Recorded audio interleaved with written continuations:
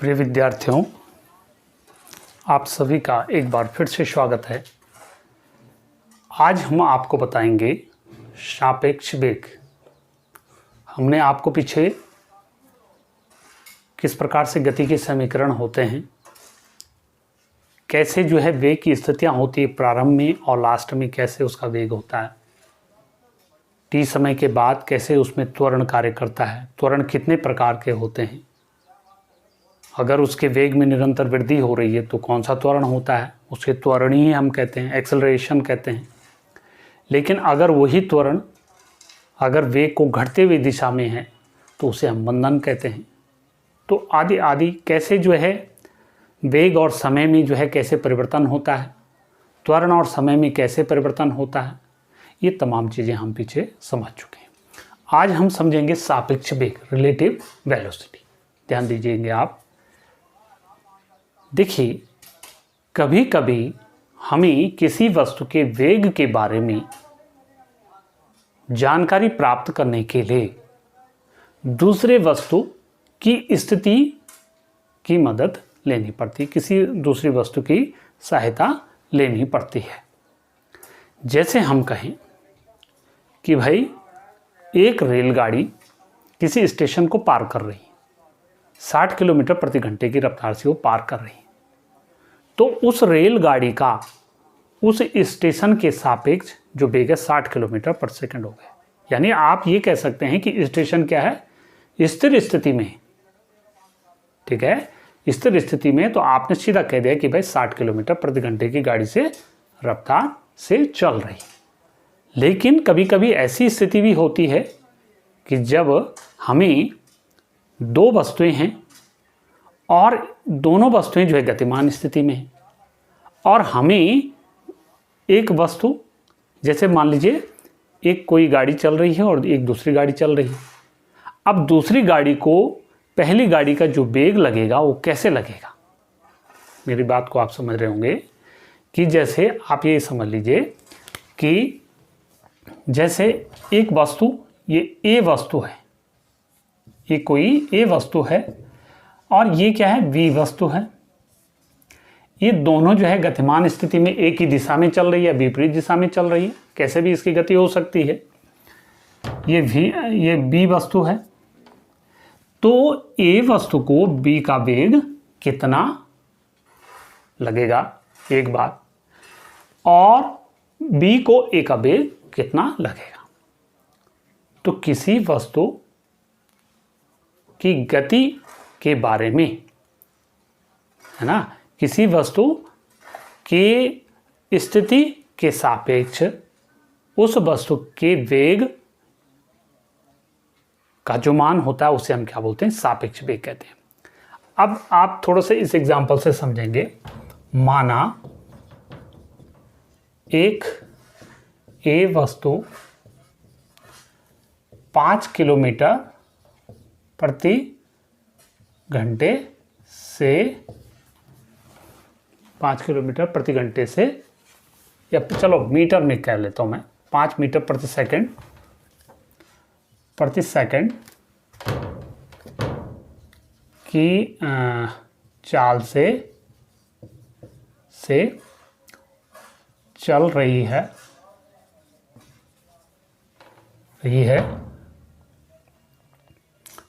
तीन स्थितियां हो सकती। दूसरी वस्तु बी स्थिर है,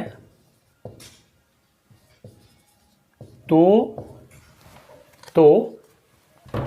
ए का बी के सापेक्ष वेग, ये क्या हो जाएगा, आप बोलेंगे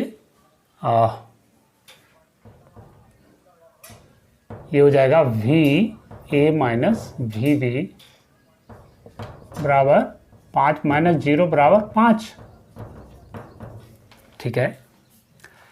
अब दूसरी स्थिति में देखिए, दूसरी स्थिति में मैं क्या बोल रहा हूं, ए वस्तु 5 मीटर पर सेकंड की चाल से चल रही है ठीक है। दूसरा, वस्तु, या ऐसे कह सकते हैं बी वस्तु 3 मीटर प्रति सेकंड की चाल से समांतर ही उसी दिशा में चल रही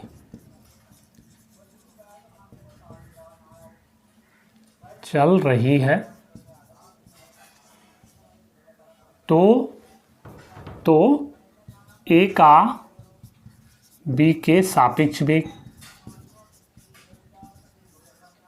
या इसको मैं ऐसे भी कह सकता हूं, ए का, चलो ऐसे आप समझ ले, कंफ्यूज कर लेंगे आप, यानी ए का बी के सापेक्ष वेग, या बी को ए का जो आपेक्षिक वेग लगेगा, या बी को जो ए का जो वेग लगेगा वो कैसे लगेगा, कितना लगेगा, क्योंकि दोनों ही एक दिशा में चल रही है।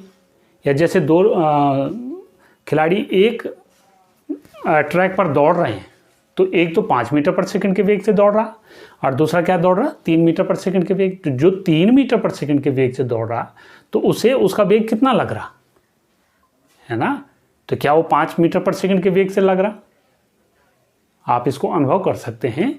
तो ऐसा नहीं होगा, जब वो खड़ा होगा तब उसे वो ज़्यादा तेज दौड़ता हुआ लगेगा, लेकिन अगर वो उसी के साथ दौड़ रहा उसी दिशा में तो उसे उसका वेग कम लगेगा।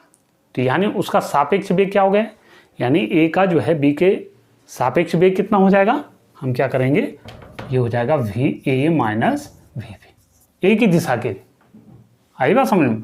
तो क्या हो जाएगा 5 - 3 बराबर 2 मीटर प्रति सेकंड, यानी बी को ए का जो आपेक्षिक वेग होगा वो क्या हो जाएगा 2 मीटर पर सेकंड का वेग उसका होगा। ठीक है। तीसरी स्थिति में अगर मैं इसको ऐसा कहूँ, तीसरे कंडीशन में मैं क्या कह सकता हूँ, ये 3 सिचुएशन में बता रहा हूँ आपको कि ए वस्तु 5 मीटर प्रति सेकंड की चाल से चल रही है, और दूसरा क्या है, बी वस्तु 3 मीटर पर सेकंड की चाल से समांतर विपरीत दिशा में चल रही है। अब देखो इसमें तो था कि उसी दिशा में, अब विपरीत दिशा में चल रही है, तो ए का बी के सापेक्ष वेग अब क्या होगा, है ना, अब वो उल्टी दिशा में दौड़ रहा है। तो आप देख सकते हैं कि जब दो एक दूसरे के विपरीत दिशा में दौड़ेंगे तो उस समय क्या हो जाएगा, दूसरे को उसका वेग क्या हो जाएगा, बढ़ा हुआ महसूस होगा। आप इसको अनुभव भी कर सकते हैं। तो यानी आप यहाँ पर लिखेंगे V A plus V B हो जाएगा, तो यानी ये हो जाएगा 5 + 3 = 8 मीटर प्रति सेकंड। अब उसका वेग उसे बढ़ा हुआ प्रतीत होगा। तो सिंपल बात है, कुछ भी नहीं है। हम क्या कह सकते हैं कि यदि वस्तु ए व बी समान दिशा में समांतर गतिमान है, तो तब सापेक्ष वेग क्या हो जाएगा, ए का बी के सापेक्ष वेग वी ए बी हम कहेंगे इसको, ध्यान दीजिए, वी ए बी, ए का बी के सापेक्ष वेग वी ए बी, ए समान दिशा में, ये हो जाएगा V A minus we B हो जाएगा, माने जो भी ज़्यादा होगा उसमें से आप घटा देंगे एक। दूसरा, यदि वस्तु ए व बी विपरीत दिशा में